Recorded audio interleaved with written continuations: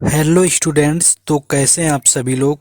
तो जैसा कि मैं समझ सकता हूं कि जिनका यहां पर री एग्ज़ाम लग गया है एसएससी जीडी का, थोड़ा तो पेनफुल होगा उन सभी लोगों के लिए जिनका यहां पर री एग्ज़ाम लगा हुआ है। और उनका जो एग्ज़ाम था वो ओवरऑल अच्छा हो गया था, लेकिन इसमें क्या किया जा सकता है। हमारे पास 10 दिन है और हम कोशिश करेंगे कि इस 10 दिन में बेहतर तैयारी यहां पर कर पाएं। और आप बाकी सब्जेक्ट तो देख ही लेंगे, मैथ, रीजनिंग और हिंदी, क्योंकि आपका रिवीजन ही करना है उसमें प्रैक्टिस। बाकी जीके जीएस का मैं कोशिश करूंगा कि ये जो 10 आपको वीडियो यानी कि 10 प्रैक्टिस सेट में करवाने वाला हूं, इसके अंदर आप जो है इसके अंदर से आप जीके को पूरा समाप्त करके आएंगे। और मैं पूरा का पूरा यहाँ पर प्रयास करने वाला हूँ इस बात का कि आपका अच्छे से अच्छे तरीका जो है उससे आपका जीएस का यहाँ पर सिलेबस में कवर कर पाऊँ जो आपके एग्जाम में आने लायक है। बस आप लोगों को थोड़ा डेडिकेशन दिखाना है, एक एक पॉइंट को नोट करते हुए चलना है या फिर याद करते हुए चलना है, क्योंकि एग्जाम जो है आपका इसी सभी जो क्वेश्चन है इनसे ही देखने को जरूर मिलेगा। तो बिना टाइम वेस्ट के हम शुरुआत करेंगे। जो हो गया वो बीत गया, उसको छोड़ो। आइए कुछ नया करते हैं आपके 30 मार्च के लिए और सीखते हैं यहाँ पर लेवल। तो चलिए बिना टाइम वेस्ट के शुरुआत करेंगे। बस आपसे रिक्वेस्ट यही होती है कि वीडियो को लाइक करिए, और इसका टारगेट जो है आपका लाइक का मैंने 5 यहाँ पर आपका 50 रखा हुआ है, ओनली 50 लाइक्स का यहाँ पर टारगेट रखा हुआ है, तो आप लोगों को करवा देना है। तो चलिए शुरू करेंगे क्वेश्चन। पहला क्वेश्चन है कि बिरजू महाराज किस घराने से संबंधित है। देखिए मैंने यहाँ पर इंग्लिश भी किया हुआ है। Birju Maharaj belongs to which family. तो देखिए कालिका बिंदा दिन इसका राइट आंसर हो जाएगा, यानी कि कालिका जो बिंदा दिन है इनसे संबंध है यहाँ पर आपके बिरजू महाराज का, यानी कि बिरजू महाराज का जो घराना है वो कालिका बिंदा दिन है। बाकी इनका जो संबंध है वो कथक नृत्य से है। और कथक नृत्य की बात करें तो उत्तर प्रदेश का शास्त्रीय नृत्य है। और कुल 8 शास्त्रीय नृत्य हैं भारत के, जिसमें कि आपका पता ही होगा कि आपका भरतनाट्यम तमिलनाडु और उसके साथ साथ आपका मोहिनी अट्टम और कथकली आपका केरल का आता है। बाकी आपको नहीं पता होगा तो आपको मैं बता दूंगा, क्योंकि इतना आसान मैं नहीं बताने वाला हूँ, क्योंकि आपको पता ही होगा। अवार्ड की बात करें तो इनको ये क्वेश्चन पूछा जाता है कि पंडित बिरजू महाराज को कब जो है पद्म विभूषण मिला हुआ था। तो 1986 के अंदर क्या है कि इनको पद्म विभूषण से भी सम्मानित किया गया था। ये क्वेश्चन पूछा गया है आपके एग्जाम में, याद कर लेना है। दूसरा बात करें भीमसेन जोशी की, तो भीमसेन जोशी का जो संबंध है, जो घराना है वो है किराना घराना। अगर भीमसेन जोशी की बात करें तो किराने घराने से इनका संबंध है। और 2009 के अंदर इनको भारत रत्न दिया गया है, आपको याद कर लेना है बिल्कुल। 2000 आपको 9 के अंदर इनको दिया गया है। कुल 6 संगीतकार हुए अब तक जिनको भारत रत्न दिया गया, उसमें पहला जो स्थान है वो है एम एस सुब्बुलक्ष्मी का, जो पहली संगीतकार हैं जिनको भारत रत्न मिला, और वो मिला 1998 में। और दूसरा मिला पंडित रविशंकर को, जो कि भारत के जाने पहचाने सितार वादक हैं, और इनको भारत रत्न मिला 1999 में। फिर 2001 में एक तो मिला लता मंगेशकर को भारत रत्न, और दूसरा बिस्मिल्लाह खान का, जो कि शहनाई वादक हैं जाने पहचाने। और पांचवा भारत रत्न जो संगीतकार के मामले में भीमसेन जोशी को मिला 2009 के अंदर। और सबसे अंतिम जो भारत रत्न है किसी संगीतकार को मिलने वाला, वो 2019 का है। ये मिला था भूपेन हजारिका को। और भूपेन हजारिका की बात करें तो ये एक आसाम से संबंधित पार्श्व गायक हैं, आपको याद रखना है। नेक्स्ट क्वेश्चन यहाँ से आपका क्या बन सकता है। नेक्स्ट बात करें, आपसे ये पूछते हैं कि सबसे कम उम्र में यानी कि सबसे यंगेस्ट कौन है, यानी कि सबसे कम उम्र में पद्म पुरस्कार पाने वाली आपकी नृत्यांगना कौन है। तो ये है सोनल मानसिंह, जिनको सबसे कम उम्र में जो है पद्म पुरस्कार मिला। और इनको पद्म भूषण मिला हुआ था 1992 के अंदर, और आपका पद्म विभूषण मिला हुआ था आपका 2003 के अंदर। और इनका जो संबंध है वो है भरतनाट्यम से, और भरतनाट्यम के साथ में ओडिसी से, यानी कि 2 शास्त्रीय नृत्य हैं जिससे कि इनका संबंध है। भरतनाट्यम आपके तमिलनाडु का, ओडिसी आपका उड़ीसा का है। नेक्स्ट क्वेश्चन आपसे ये पूछते हैं कि ओडिशा के पहले व्यक्ति कौन है, यानी कि ओडिशा के पहले व्यक्ति कौन है जिनको पद्म विभूषण दिया गया, यानी कि उड़ीसा के पहले व्यक्ति जिनको पद्म विभूषण दिया गया, तो वो हैं आपके केलूचरण महापात्रा। और इनको जिस वर्ष में मिला वो था वर्ष 2000। और केलूचरण महापात्रा का संबंध भी है ओडिसी नृत्य से। कोई भी आपका यहाँ पर महापात्रा से संबंधित आ जाए वो आपका ओडिसी नृत्य से ही संबंधित होगा, ये चीज़ें याद रखनी है। बाकी डांस एंड फेस्टिवल का आपका पूरा वीडियो टॉपिक वाइज जो मैंने जीडी के एग्जाम में कराया था उसका लिंक डिस्क्रिप्शन में डाल दिया है, जाकर के आप वहां से देख सकते हैं। नेक्स्ट क्वेश्चन आते हैं।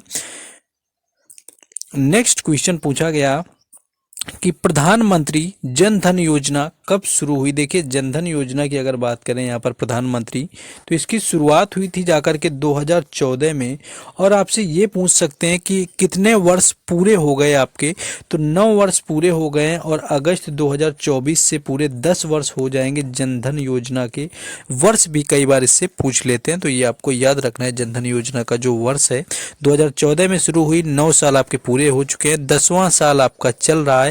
वित्तीय समावेशन की सबसे बड़ी योजना थी प्रधानमंत्री जन धन योजना। प्रधानमंत्री आवास योजना की बात करें तो ये आपकी शुरुआत हुई थी 2015 के अंदर, जिसके अंदर जो गरीब वर्ग के लोग थे उनको मुफ्त में घर दिया जा रहा था, जो कि कॉलोनी आती है। स्टार्टअप इंडिया आपके लास्ट ईयर एसएससी में पूछा गया था, 2016 में इसकी शुरुआत हुई थी, यानी 16 जनवरी 2016 को स्टार्टअप इंडिया की शुरुआत होती है और ये भी आपसे पूछा जा सकता है। स्वच्छ भारत मिशन की बात करें तो 2 अक्टूबर 2014 को स्वच्छ भारत मिशन की शुरुआत हुई। और उज्ज्वला योजना की बात करें तो पहली बार ये 2016 में शुरू होती है और उसके बाद फिर एक बार 2019 में आपकी शुरू होती है। अब आते हैं आपके प्रधानमंत्री किसान सम्मान निधि योजना। तो प्रधानमंत्री किसान सम्मान निधि योजना की बात करें कि इसकी शुरुआत कब हुई थी, तो ये आपकी शुरुआत जो सम्मान निधि की हुई थी जाकर, ये भी आपकी हुई थी जाके 2000 आपके यहाँ पर 18 में, यानी कि 2018 में इसकी शुरुआत हुई थी। और आपकी जो है 23 जुलाई 2023 में इसकी 14वें नंबर की किस्त आई है। प्रधानमंत्री सम्मान निधि योजना की 14वीं किस्त आई है। ये क्वेश्चन आपसे इसी एग्जाम में पूछा गया था। अगर आपको एनालिसिस देखना है, जितने भी शिफ्टे हुए हैं इसी तरह से सेम मैंने एनालिसिस करवाया हुआ है, उसका पूरा प्लेलिस्ट का लिंक भी मैंने डिस्क्रिप्शन में डाल दिया है, जाकर के आप आसानी से देख सकते हैं। उसके साथ साथ आपको मैं बता दूं, मेक इन इंडिया आपको याद रखना है। मेक इन इंडिया भी यहाँ पर पूछा जा सकता है। मेक इन इंडिया की बात करें तो मेक इन इंडिया भी 2014 में शुरू हुई थी, ये आपको नहीं भूलना है। मेक इन इंडिया भी पूछा जा सकता है। नेक्स्ट क्वेश्चन आपका आ चुका है अगला यहाँ पर कि रंगा स्वामी कप किस खेल से संबंधित है। देखिए रंगा स्वामी कप की बात करें किस खेल से संबंधित है, तो रंगा स्वामी का जो संबंध है वो है हॉकी से। रंगा स्वामी का हॉकी से। सुल्तान अजलान शाह कप है, ये भी हॉकी से संबंधित है। आगा खान कप अगर आपसे पूछे तो आगा खान भी हॉकी से संबंधित है। इसके साथ साथ अगर आपसे पूछ लें दिलीप ट्रॉफी किससे संबंधित है, तो ये क्रिकेट से संबंधित है। दिलीप ट्रॉफी के साथ में देवधर ट्रॉफी भी क्रिकेट से संबंधित है। इसके साथ साथ आपको ये याद रखना है कि सीके नायडू, यानी कि सीके नायडू जो है ये भी आपके क्रिकेट से संबंधित है। इसके साथ साथ आपको फुटबॉल में कुछ ट्रॉफी याद रख लेनी। फुटबॉल की अगर बात करें तो एक तो आपको डूरंड कप याद रखना है, दूसरा आपको संतोष ट्रॉफी याद रखना है। संतोष ट्रॉफी के साथ में तीसरा जो आपको याद रखना है वो आपको सुब्रतो कप याद रखना है। सुब्रतो कप भी आपका इससे ही संबंधित है। इसके बाद में आपको नेहरू कप भी याद रखना है। ये सारे के सारे, बाकी फीफा कप तो आप जानते ही हैं, तो ये आप याद रख सकते हैं। यानी Rangaswami cup is related to which sport. मैंने इंग्लिश में यहाँ पर क्वेश्चन भी आपके लिए लगा दिए। ट्रॉफी का भी जो पूरा कंप्लीट बनाया वीडियो है उसका भी लिंक डिस्क्रिप्शन में जाकर के देखिए, आपको मिल जाएगा। नेक्स्ट आते हैं टॉपिक में। तो देखिए ट्रॉफी वगैरह का जो वीडियो है आप जाकर के लिंक डिस्क्रिप्शन में है, देख सकते हैं। नेक्स्ट है कि नीति आयोग का गठन कब हुआ था। When was NITI Aayog formed. तो देखिए नीति आयोग की बात करें तो इसकी शुरुआत हुई थी 2015 के अंदर और इसने जगह लिया हुआ था आपका योजना आयोग का, यानी कि योजना आयोग का जगह लिया हुआ था। और योजना आयोग या जो नीति आयोग है इसके जो अध्यक्ष होते हैं वो प्रधानमंत्री होते हैं। और इस योजना आयोग समाप्त किया गया था 15 अगस्त 2014 को, इसको समाप्त कर दिया गया था। और बात करें यहाँ पर योजना आयोग के जो पहले अध्यक्ष रहे हुए थे वो थे जवाहरलाल नेहरू, आपसे पूछा जाता है। और उपाध्यक्ष जो रहे हुए थे वो रहे हुए थे गुलजारी लाल नंदा, ये भी आपसे पूछा जा सकता है, ये याद रखना है। और अगर यही नीति आयोग की बात करें तो नीति आयोग के जो सीईओ हैं, यानी कि सीईओ अगर आपसे पूछे तो वो हैं आपके BVR सुब्रमण्यम, जो है वो नीति आयोग के सीईओ हैं। और इसके साथ में आपको उपाध्यक्ष याद रखने हैं, जो उपाध्यक्ष हैं वो हैं सुमन बैरी, ये आप यहाँ पर याद रख सकते हैं। नेक्स्ट क्वेश्चन आगे है गरीबी हटाओ का नारा किस पंचवर्षीय योजना में आया हुआ था? The slogan of eradicating poverty came in which 5 year plan? तो इसकी बात करें तो 5वीं पंचवर्षीय योजना ये राइट आंसर था। पंचवर्षीय का भी पूरा वीडियो बना चुके हैं, लिंक डिस्क्रिप्शन में, कुछ भी नहीं छूटेगा, जा करके देख सकते हैं।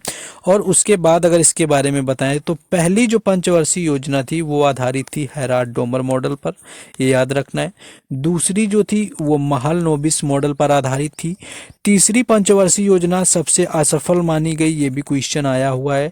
तीसरी पंचवर्षीय योजना में हरित क्रांति आई हुई थी। हरित क्रांति के भारत में जनक थे एम एस स्वामीनाथन और विश्व में जनक थे नॉर्मन बोरलॉग। नॉर्मन बोरलॉग निवासी थे यूएसए के, यानी कि आपको याद रखना है। और लाने का जो श्रेय जाता है वो सी सुब्रमण्यम को जाता है। चौथी पंचवर्षीय योजना आपको यहाँ पर बता चुके हैं आपका। और छठी पंचवर्षीय जो योजना था आपका वो परिवार नियोजन वगैरह कार्यक्रम से संबंधित थी। एक एक पंचवर्षीय योजना को मैंने डिटेल से पढ़ाया हुआ है, जाकर के आप लिंक डिस्क्रिप्शन में देख सकते हैं। नेक्स्ट क्वेश्चन आगे है, सबसे कम महिला साक्षरता किस राज्य की है? सबसे कम अगर महिला साक्षरता की बात करें कि किस राज्य की है तो इस क्वेश्चन का राइट आंसर हो जाएगा राजस्थान, यानी कि Rajasthan has the lowest female literacy rate. और अगर सबसे अधिक आपसे पूछे किस राज्य का है तो वो आपका है केरल का, यानी कि केरल का सबसे अधिक है और जो राजस्थान का है वो सबसे कम है। दूसरे यह चाहे पुरुषों की बात करें चाहे महिलाओं की बात करें या फिर ओवरऑल बात करें, केरल का स्थान पहला आता है साक्षरता के मामले में। और अगर आपसे दूसरा स्थान पूछेंगे तो दूसरा स्थान आ जाएगा मिजोरम का। और सबसे कम साक्षरता दर वाले राज्य की जब बात होगी तो वो आएगा बिहार का।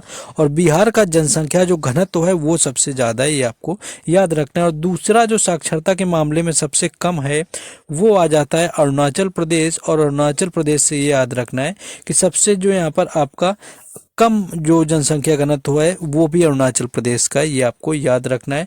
और केरल की बात करें तो सबसे अधिक लिंगानुपात, यानी कि बात करें साक्षरता तो सबसे अधिक है ही है केरल की, लेकिन जो लिंगानुपात है वो भी सबसे अधिक है केरल का।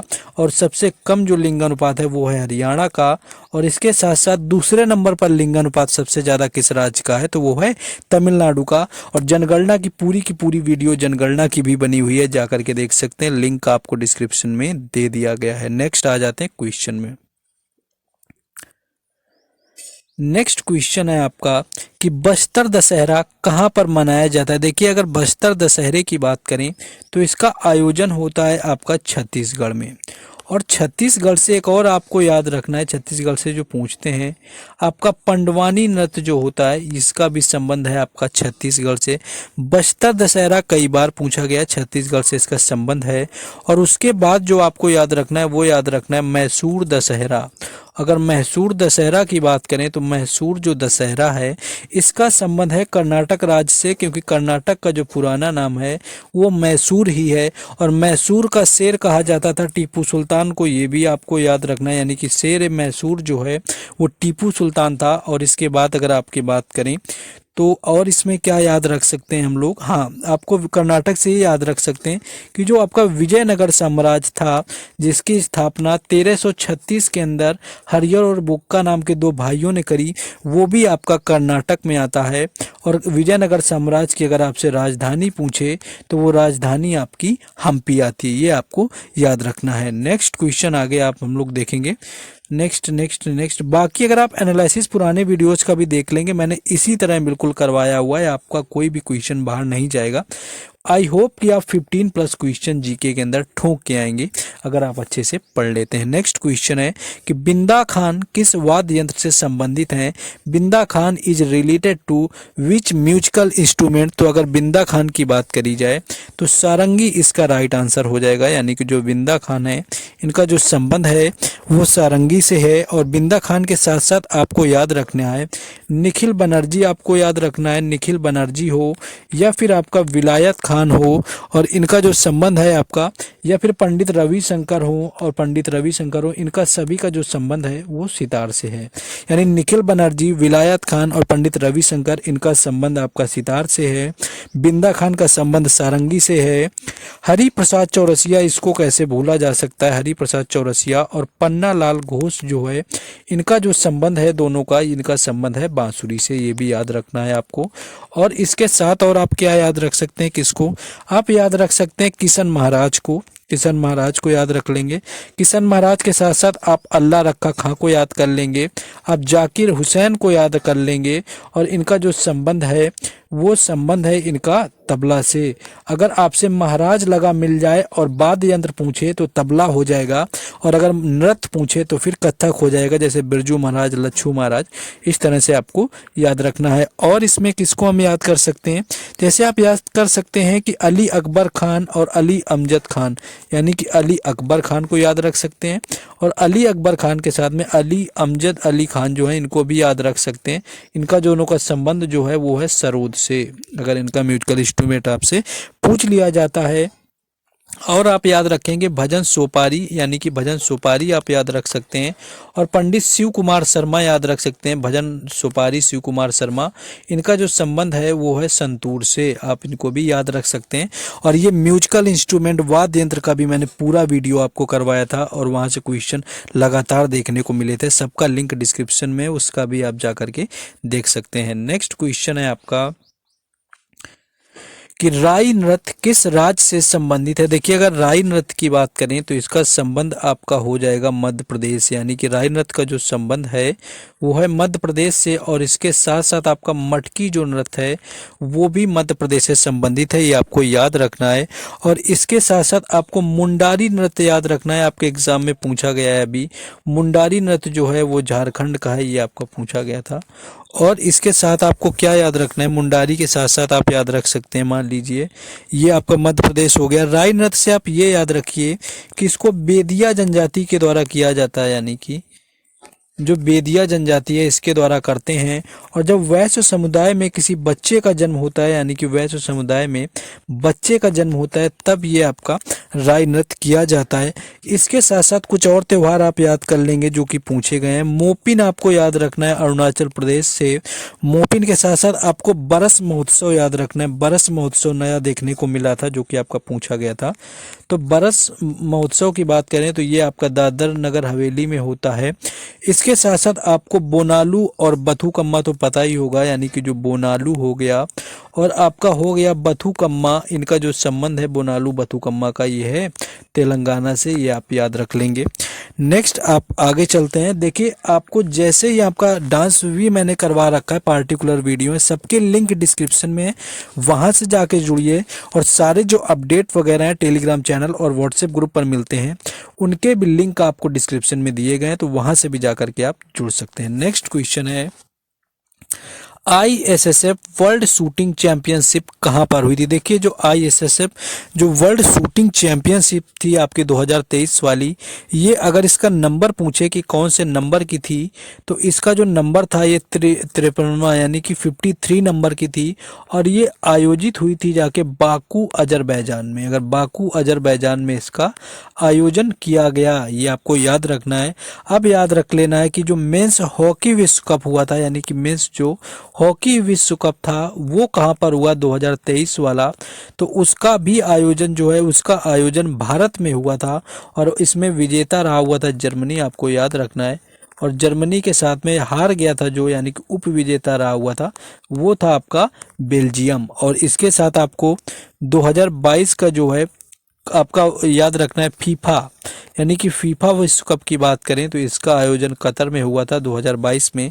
और इसका विजेता रहा हुआ था अर्जेंटीना, और अर्जेंटीना के साथ में जो आपका हार गया था वो था आपका फ्रांस, ये आपको याद रखना है। नेक्स्ट क्वेश्चन आगे है,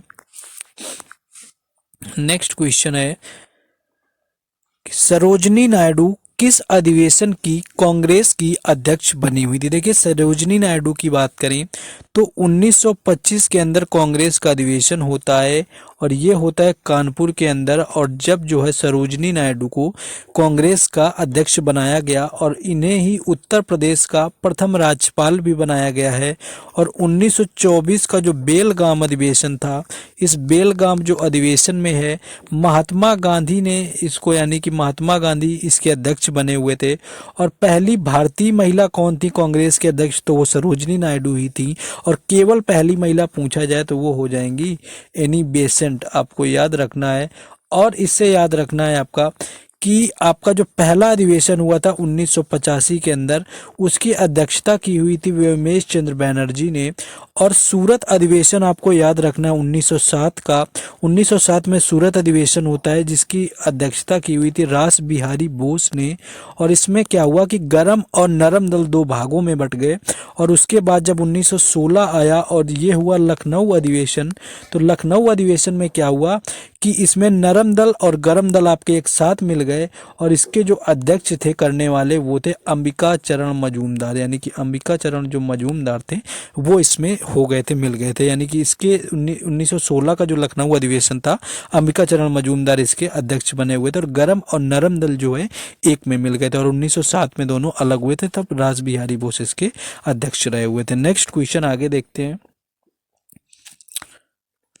नेक्स्ट है कि वित्त आयोग का अनुच्छेद कौन सा है। देखिए, वित्त आयोग की अगर अनुच्छेद की बात करी जाए तो अनुच्छेद यानी कि आर्टिकल जो है यहाँ पर 280 आर्टिकल, यानी कि अनुच्छेद 280 आपका राइट आंसर हो जाएगा, जिससे कि संबंध है वित्त आयोग का। और वित्त आयोग की बात करें तो वर्तमान में 16वां चल रहा है। और 16वें के जो अध्यक्ष हैं वो है अरविंद पनगड़िया, यानी कि 16वें के जो अध्यक्ष हैं वो है अरविंद पनगड़िया। और जो 15वें नंबर का था, यानी कि इससे जो पहले थे वो थे नंद किशोर सिंह, जिनको बोलते थे आप एनके सिंह, वो थे 15वें नंबर के। और पहले नंबर की बात करी जाए तो पहले वित्त आयोग के अध्यक्ष थे केसी नियोगी, ये भी याद रखना है। और वित्त आयोग आपके 5 सदस्य होते हैं, जिसमें कि एक अध्यक्ष और आपके 4 अन्य सदस्य होते हैं, जिसके तहत आपके वित्त आयोग का गठन किया जाता है आर्टिकल 280 के तहत में। नेक्स्ट क्वेश्चन आगे देखेंगे। नेक्स्ट क्वेश्चन है कि अंकिता रैना का संबंध किस खेल से, यानी कि Ankita Raina is related to which sport, यानी कि स्पोर्ट से जो रिलेटेड आपसे बताया हुआ है, तो इसका भी पार्टिकुलर वीडियो मैंने करवाया हुआ है। तो यहाँ पर आपका स्पोर्ट से रिलेटेड आप देख सकते हैं, जाकर के लिंक डिस्क्रिप्शन में है। और अंकिता रैना का जो संबंध है वो है टेनिस से। अगर अंकिता रैना का आपसे पूछा जाएगा तो इनका संबंध है टेनिस से। और अगर ये एग्जैक्ट आपसे अंकिता दास करके पूछा जाए, आपसे अंकिता दास पूछेंगे तो उसका फिर आगे लग जाएगा टेबल, यानी कि टेबल टेनिस उसका राइट आंसर हो जाएगा। इसके साथ साथ आप याद रख सकते हैं लिएंडर पेस, यानी कि लिएंडर पेस आप याद रख सकते हैं, लिएंडर पेस हो गया। इसके साथ आप महेश भूपति याद रख सकते हैं, लिएंडर पेस हो गया, महेश भूपति हो गया, दोनों का संबंध जो है वो है टेनिस से।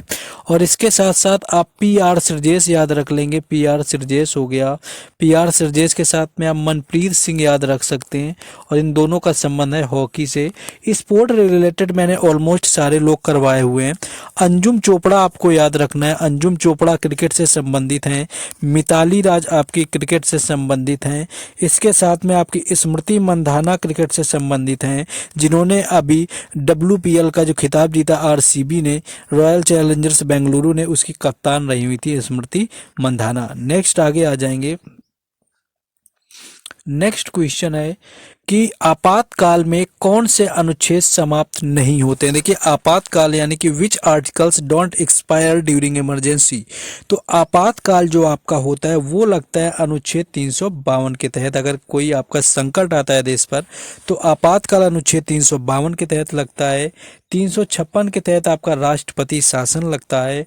और 360 के तहत जो होता है आपका वित्तीय आपातकाल, यानी कि फाइनेंशियल इमरजेंसी लगाई जाती है। और जो अनुच्छेद नहीं समाप्त होते हैं वो आपके 20 और 21 होते हैं, जो कि आपके स्वतंत्रता के अधिकार होते हैं। ये आपके इमरजेंसी यानी कि आपातकाल में समाप्त नहीं होते हैं। आर्टिकल से आप याद रख लेंगे अनुच्छेद 17 आपको अस्पृश्यता का अंत हो करता है, यानी कि छुआछूत का ये अंत करता है। अनुच्छेद 18 जो होता है 18 आपका उपाधियों का अंत करता है। अनुच्छेद 23 एंड 24 जो होता है ये आपका शोषण के विरुद्ध अधिकार, यानी कि खरीद फरोख्त या 14 वर्ष से कम आयु में जो मजदूरी नहीं करा सकते किसी कारखाने में, उन सभी का विरोध करता है अनुच्छेद 23 और 24। और अनुच्छेद 25 से लेकर के जो 28 तक अनुच्छेद दिए गए हैं ये धर्म से संबंधित अधिकार हैं, यानी कि धर्म की स्वतंत्रता से इनका संबंध है, ये याद रखना है। और इसके साथ एक चीज याद रखना है, अनुच्छेद 32 के तहत क्या होता है, सुप्रीम कोर्ट जब मौलिक अधिकारों का हनन होगा तो रिट जारी कर सकता है। और जब हाई कोर्ट रिट जारी करता है तो वो करता है अनुच्छेद 226 के तहत। और इसके साथ आपको याद रखना है कि आप, हाँ, मौलिक अधिकार आपके यूएसए से लिए गए हैं और आपके मौलिक कर्तव्य रूस से लिए गए हैं। आपके मौलिक कर्तव्य 42वें संविधान संशोधन में जोड़े गए सरदार स्वर्ण सिंह समिति की अनुशंसा में, और उसके साथ साथ मौलिक अधिकार आपके भाग 3 में दिए गए हैं। अनुच्छेद 12 से आपके 35 तक दिए गए हैं। भाग 3 को भारत का मैग्ना कार्टा कहा जाता है, और आपका जो अनुच्छेद है, आपके जो मौलिक कर्तव्य हैं, उनको भाग 4A में दिया गया है और 51A इनका अनुच्छेद है। इतनी चीज़ें आप याद रखेंगे। पेपर आपका यहीं से फंसेगा, ये मत सोचिए कुछ अलग आएगा, कुछ डिफिकल्ट आएगा। कुछ डिफिकल्ट नहीं आएगा, मैं बता रहा हूँ, आपका सारा का सारा यहीं से मिलेगा। नेक्स्ट है आपका कि हरेली त्योहार किस राज्य से संबंधित है। Hareli festival is related to which आपका स्टेट। तो हरेली की बात करें तो छत्तीसगढ़ इसका राइट आंसर हो जाएगा, और छत्तीसगढ़ में ही आपका बस्तर दशहरा मनाया जाता है, और छत्तीसगढ़ का ही पंडवानी नृत्य काफ़ी संबंधित है, और पंडवानी से ही संबंधित है तीजन बाई, जिन्होंने काफ़ी ख्याति दिलाई है इस नृत्य को। और इसके साथ याद रखना है आपको, मैसूर दशहरा तो आपको बता ही चुके, लेकिन अगर आपसे पूछ ले हरेला त्यौहार, हरेली आपका छत्तीसगढ़ और हरेला पूछेगा तो उत्तराखंड। और इसके साथ साथ फूलदेई फेस्टिवल अगर आपसे पूछ ले, कई बार एग्जामों में आया है, तो फूलदेई जो है ये आपका हो जाएगा, आपका कहाँ से, ये फूलदेई भी उत्तराखंड का हो जाएगा। बाकी गणगौर वगैरह तो आप अच्छे से ही जानते हैं कि गणगौर वगैरह जो है राजस्थान का है। नेक्स्ट क्वेश्चन आगे देखते हैं हम लोग। नेक्स्ट है कि भगवान कृष्ण और राधा से संबंधित शास्त्रीय नृत्य कौन से हैं। देखिए कुल आपके 8 शास्त्रीय नृत्य हैं, आपको बता चुके हैं। सबसे अंतिम जो शास्त्रीय नृत्य है वो है सत्रिया, और सत्रिया को वर्ष 2000 में शास्त्रीय नृत्य का दर्जा दिया गया। असम का शास्त्रीय नृत्य है। असम के और भी आपके काली गोपाल, नटी गोपाल, बगुरम्बा, बिहू, ये सब पूछे तो आपका असम का ही है। और राधा कृष्ण से संबंधित जो शास्त्रीय नृत्य है वो है आपका मणिपुरी, और मणिपुरी आपका मणिपुरी स्टेट से संबंधित है। और बात करें कि झावेरी बहनों का संबंध किससे है, तो झावेरी बहनें अगर कभी पूछा जाए तो इनका भी संबंध मणिपुरी नृत्य से है। और मणिपुरी के जो गुरु हैं वो हैं गुरु विपिन सिंह। अगर मणिपुरी नृत्य के जनक पूछे आपसे तो गुरु विपिन सिंह हैं। और सत्रिया के अगर पूछे तो शंकर देव हैं। अगर सत्रिया के पूछते हैं तो शंकर देव हैं जनक, और मणिपुरी की पूछे तो गुरु विपिन सिंह है। इतना आपको यहाँ पर याद रखना है जो आपको ये डांस है जितना मैंने बताया। नेक्स्ट आगे है मार्ले मिंटो सुधार अधिनियम किस वर्ष आया हुआ था। In which year did the Morley Minto reforms act came into existence. तो देखिए मार्ले मिंटो आपका आया हुआ था 1909 के अंदर। और कुछ आपको डेट याद रखनी है। चौरी चौरा कांड आपसे पूछे तो ये 1922 में हुआ था। जलियांवाला बाग हत्याकांड पूछे तो 1919 में हुआ था। और इसी समय आपका रॉलेट एक्ट भी 1919 में आया, जिसके विरोध में जलियांवाला बाग हत्याकांड हुआ। साइमन कमीशन आपका गठित हुआ था आपका 1927 में। भारत पहुंचा आपका 1928 में, यह आपको याद रखना है। और गांधी जी आपके दक्षिण अफ्रीका से वापस आए 1916 को, और 9 जनवरी 1916 को, और 9 जनवरी को इसीलिए प्रवासी दिवस मनाते हैं। तो ये आपको याद रखना है। नेक्स्ट क्वेश्चन आगे है कि वर्तमान में भारत के महान्यायवादी कौन है। Who is the present attorney general of India. AGI पूछा है यहाँ पर। तो एजीआई जो वर्तमान में अगर बात करें यहाँ पर कौन है, तो ये है आर वेंकट रमणी। यानी कि वर्तमान में जो एजीआई हैं वो है आर वेंकट रमणी, जो कि 16वें नंबर के हैं। और 15वें नंबर के अगर आपसे पूछे कौन थे तो वे थे आपके के वेणुगोपाल, जो कि 15वें नंबर के थे, के वेणुगोपाल। और आपको यहाँ पर अनुच्छेद अगर आपसे पूछे एजीआई का, यानी कि महान्यायवादी किस अनुच्छेद के तहत होता है, तो अनुच्छेद 76 के तहत होता है। और अगर आपसे पूछे सीएजी का अनुच्छेद, यानी कि महानियंत्रक और लेखा जो परीक्षक होता है, अगर वो आपसे पूछे तो वो एक अनुच्छेद 148 के तहत होता है, ये भी याद रखना है। और महाअभियोग अनुच्छेद 61 के तहत होता है। ये कुछ आर्टिकल हैं जो आपको याद रखने ही रखने हैं। नेक्स्ट क्वेश्चन आगे है कि इंदिरा गांधी ने 14 बैंकों का राष्ट्रीयकरण कब किया, तो किस पंचवर्षीय योजना में किया। तो 14 बैंकों का जो राष्ट्रीयकरण हुआ था वो हुआ था 1969 के अंदर। और 1969 के अंदर आपकी चौथी पंचवर्षीय योजना शुरू हो गई थी, यानी कि चौथी पंचवर्षीय योजना में हुआ था। और यहाँ पर याद रखेंगे कि आपकी आरबीआई की स्थापना यंग हिल्टन आयोग की सिफारिश पर 1935 में हुई थी और आरबीआई का जो आपका हुआ था राष्ट्रीयकरण वो 1949 के अंदर हुआ था। स्थापना 1900 आपकी यहाँ पर 35 में हुई थी, लेकिन जो राष्ट्रीयकरण हुआ था वो हुआ था आपका 1949 में। 1969 में 14 बैंकों का हुआ और उसके बाद 1980 में जाकर के फिर से 6 बैंकों का राष्ट्रीयकरण किया गया था। तो बैंकों के राष्ट्रीयकरण से ये याद रखेंगे। देखिए नेक्स्ट क्वेश्चन आ चुका है। आपको बता दें कि 50 लाइक का मैंने टारगेट रखा था, 50 लाइक का टारगेट पूरा करना है। चैनल को सब्सक्राइब नहीं किया हुआ है तो आपको सब्सक्राइब कर लेना है। वीडियो शेयर ना किया हो तो शेयर करिए, बाकी कमेंट करते रहिए जिससे कि हमें मोटिवेशन मिलता रहे। बाकी टॉपिक वाइज वीडियोज मैंने जो करवा रखे हैं उनका लिंक डिस्क्रिप्शन में दिया गया है, जाकर के देख सकते हैं। सभी शिफ्टों का एनालिसिस जो करवाया है उनका भी पूरा प्लेलिस्ट डिस्क्रिप्शन में मिल जाएगा, जाकर के वो भी देख सकते हैं। सारा कुछ आपको अवेलेबल यहाँ पर रहने वाला है जो कि फ्री ऑफ कॉस्ट है। क्वेश्चन आपका नेक्स्ट है कि सत्यशोधक समाज की स्थापना कब हुई। तो सत्यशोधक समाज की स्थापना यहाँ पर 1873 में हुई थी ज्योतिबा फुले के द्वारा। और इसके बाद आपको याद रखना है 1875 में स्थापना हुई थी आर्य समाज की, और आर्य समाज की स्थापना करी हुई थी दयानंद सरस्वती ने। 2 और समाज याद रखने, 1828 आपका ब्रह्म समाज और 1867 आपका प्रार्थना समाज। ब्रह्म समाज की स्थापना राजा राम मोहन रॉय, प्रार्थना समाज की स्थापना आत्माराम पांडुरंगा। तो ये थे आज आपके 20 क्वेश्चन। टॉपिक वाइज का लिंक डिस्क्रिप्शन में दिया हुआ है। बाकी सारी चीज़ें आपको बता ही चुके हैं। वीडियो को लाइक करिए, शेयर करिए, चैनल को सब्सक्राइब करिए। इसी तरह आपको मैं 10 प्रैक्टिस सेट कराऊंगा, पेपर यहीं से आपका फंसने वाला है। बाकी सारी अपडेट के लिए टेलीग्राम चैनल और व्हाट्सएप ग्रुप से जुड़ें, जिनके लिंक आपको डिस्क्रिप्शन में दिया गया है। बाकी जिनका आगे भी एसएससी जीडी 2025 देना, इसको जरूर देख लें, फायदा आपको मिलने वाला है। मिलता है नेक्स्ट वीडियो में। जय हिंद।